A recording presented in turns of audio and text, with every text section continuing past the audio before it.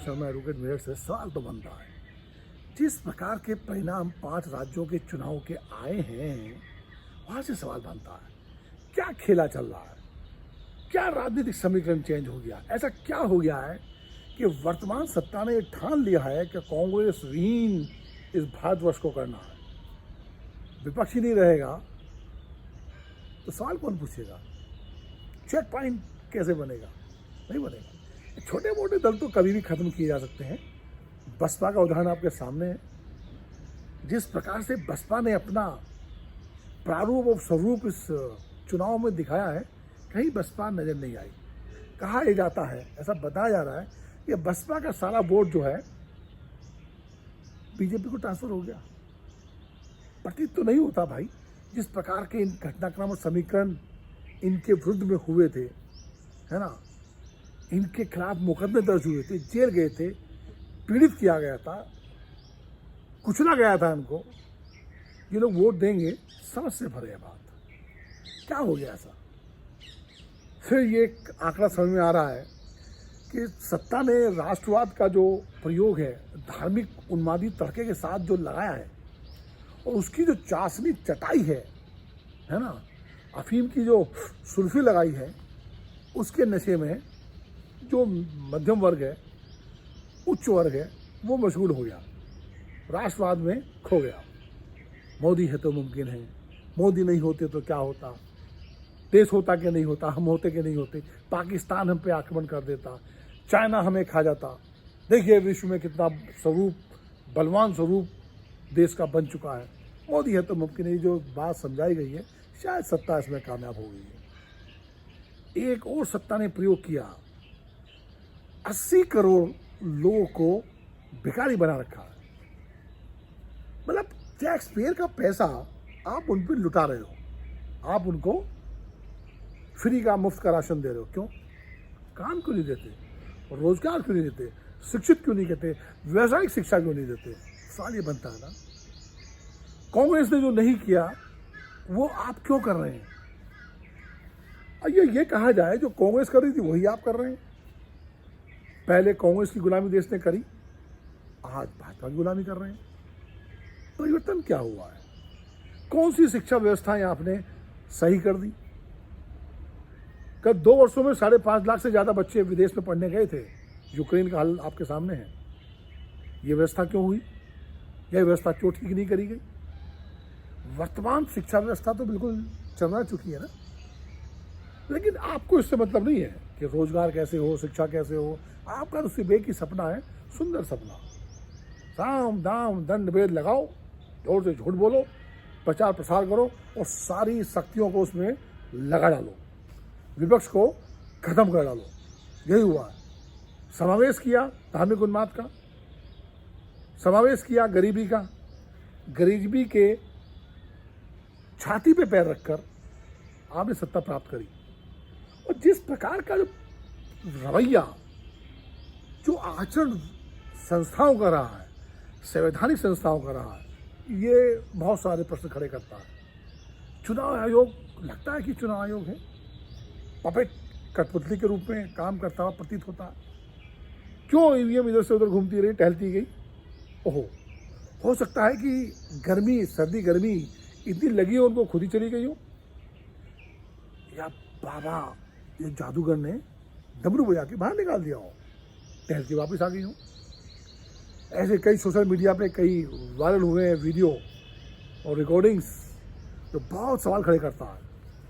लेकिन कोई इसको पूछेगा नहीं। चुनाव हो चुके, सुनवाई कौन करेगा? अगर आपके साथ गलत हुआ है, कौन सुनेगा? आपके डीएम सुनेगा ना, डीएम नहीं सुनेगा। सत्ता का नुमाइंदा है, सत्ता के कहने पे तो नहीं सुन रहा। अब आप जाओगे कोर्ट में, कोर्ट कहाँ सुन रही है आपकी? कौन सी न्याय मिल रहा है? न्याय जब तक मिलता है ना, तब तक तो आदमी थक के, चूर होकर, टूट कर मर चुका होता है। उसका जो उत्साह खत्म हो गया होता है। सारी व्यवस्थाएं, संवैधानिक संस्थाएं खत्म होती जा रही हैं। गोवा में कोई सीन नहीं था सत्ता का वापस आने का, इसी प्रकार से उत्तरांचल में नहीं था, और यूपी में तो था ही नहीं। मणिपुर में भी सत्ता आ रही, काबिज हो रही है, सवाल खड़े करता। देखिए, अगर यही रूप रहा, यही प्रारूप रहा सत्ता का, तो निश्चित मानिए आने वाले 20, 25, 30 सालों तक यही सत्ता काबिज रहेगी। इनकी जब मर्जी होगी ये हारेंगे, जिस स्टेट में चाहेंगे हार जाएंगे, जिस स्टेट में नहीं हारना होगा नहीं हारेंगे। परिणाम आपके सामने है। कोई मतलब ग्राउंड जीरो पे कोई सीन हमें नजर नहीं आया कि सत्ता के पक्ष में कोई हो। फकीर की अगर रैली हो रही है ना, या फकीर के नुमाइंदों की, तोता मंत्रियों की रैली हो रही है, उसमें भीड़ को जबरन बुलाया जा रहा था, सरकारी तंत्र का दुरुपयोग हो रहा था, तब भीड़ आ रही थी, खाली थी कुर्सियां। और जब समाजवादी पार्टी की रैली हो रही थी, रैला हो रहा था, रैला, लोग खुद आ रहे थे, उनको बुलाया नहीं गया था। कौन लोग थे? ये वोटर थे ना, जो सत्ता से नाराज थे। फिर क्या उन्होंने कहा कि वहाँ रैली पे होकर आगे वोट जाके भाजपा को दे दी है? ऐसा होता है?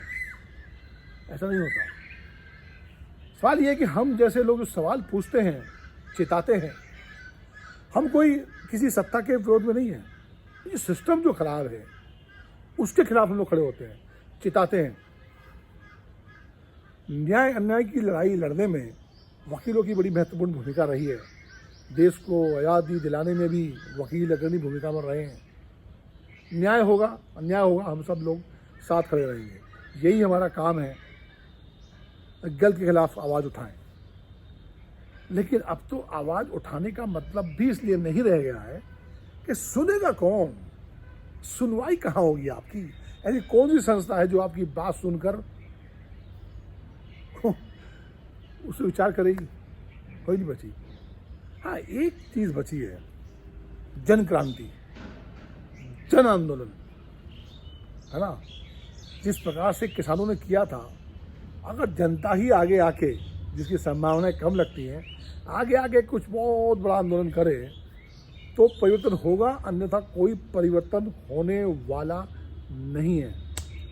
आपको वर्तमान सत्ता इतना भर करेगी कि आप 20, 25, 30 हज़ार रुपये नौकरी करें, शादी हो गई हो तो वाइफ भी नौकरी करे, EMI दे के मकान लें, गाड़ी लें, सैटरडे संडे मॉल में जाएं, पिज़्ज़ा बर्गर खाएं और घर आ जाएं।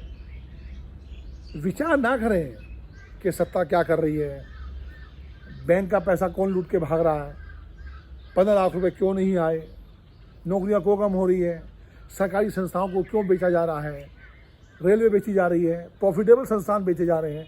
इसके ऊपर अगर पूछोगे तो आपको हिंदू विरोधी, देश विरोधी, सत्ता विरोधी का तगमा लगाकर आपको क्रिटिसाइज किया जाएगा, आप जरा मुकदमे लगा दिए जाएंगे, आपको जेल भेज दिया जाएगा, आपका उपवास उड़ाया जाएगा।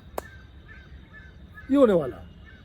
और आप सत्ता के अनुरूप चलोगे तो समय समय पे थोड़ा बहुत पारितोषिक आपको मिलता रहेगा। ये होने वाला है। सवाल हमने बनाए, आपसे बात करी, शायद परिवर्तन आ जाए। परिवर्तन आया भी, दिखा भी। लेकिन जब आप बदमाशी करने पे उतारू हो जाएं तो उसका तो कोई काट नहीं है ना। लेकिन ताकत जो है ना, ये हमेशा बनी नहीं रहती। आप हमेशा बलवान नहीं रहते। हिटलर शाही का अंत तो होता है ना, और जब भी अंत होता है बहुत ही बुरा होता है। ये इतिहास गवाह है। ये लड़ाई कब तक चलेगी, कब तक चेतेंगे? विपक्ष कब एक होगा कि नहीं होगा? उनकी खुद की खामियां हैं, खुद की कमियां हैं, जिसका सत्ता लाभ उठा रही है। और सत्ता कोई भी हो, सत्ता दूसरे का लाभ उठाकर सत्ता में रहना चाहेगी। आप इतना पर देखिए कि सत्ता किसी की भी हो, हमारे लिए वो कर क्या रही है। हम कहाँ खड़े हैं? हम घर से बाहर निकलते हैं भाई, तो टैक्स पेयर को कोई विशेष सुविधा मिल रही है क्या? कहा गया था कि तो टैक्स पेयर होगा, बहनों भाइयों वो विशेष सुविधाएं मिलेगी। हिमाचल में कहा था साहब ने, कहा था बिहार के इलेक्शंस में दूध 20-25 रुपये किलो मिलेगा आपको। बाबा रामदेव भी थे, मिला क्या? 60 रुपये किलो से ऊपर दूध हो रहा है। दाल की कीमतें देखिए आप, सरसों का तेल देखिए। तो ये अगर इससे हमें फर्क नहीं पड़ता तो ना पड़े फर्क, क्या करेंगे आप लोग? कुछ नहीं करेंगे ना। अपने आप से सवाल पूछिए, इस उन्माद से क्या मिलने वाला है? और ये जो मुस्लिम तुष्टीकरण और मुस्लिम का जो नारा दिया जा रहा है ना कि मोदी ना होते तो मुसलमान आपके परिवार के लड़कियों को उठा कर ले जाते, ऐसा नेता कहते हैं। बहनों भाई जब तक मोदी है तो बचाने के लिए वो आगे आएगा। ऐसा हुआ है क्या भाई? क्यों 1947 की आप याद दिला रहे हो यार, तो देश का बंटवारा हुआ था। उन घावों को भरने का मतलब है, उनको कुरेदने का मतलब है। लेकिन शायद वर्तमान सत्ता को कुरेद के ही कुछ चीज़ें प्राप्त हो रही हैं। ये कौन लोग हैं मुस्लिम? कौन है ये सब यहीं के लोग हैं जो कन्वर्ट होके बने हैं। आप में बल है, आप बनाइए इनको हिंदू, लाइए उच्च जाति में, चलाइए अभियान चलाइए ना, किसने रोका है? लेकिन नहीं, आपको ये नहीं करना है, आपको सिर्फ हिंदू मुस्लिम करना है और उसमें आप कामयाब हैं। हिंदू मुस्लिम की भावना इस प्रकार से देश के जनमानस को, युवाओं को समझाती जा रही है ना, ये बड़ा भयंकर है। हिटलर ने लगभग 30 लाख के लगभग यहूदियों को ये सब षड्यंत्र प्रपंच करके मरवा दिया था दंगे में। पढ़िए, सब समझ में आएगा। तो क्या करेंगे, क्या कर सकते हैं हम लोग? कुछ नहीं कर सकते। सवाल बनता है, अपने आप से बनता है, पूछिए अपने आप से, कहाँ जा रहे हो आप?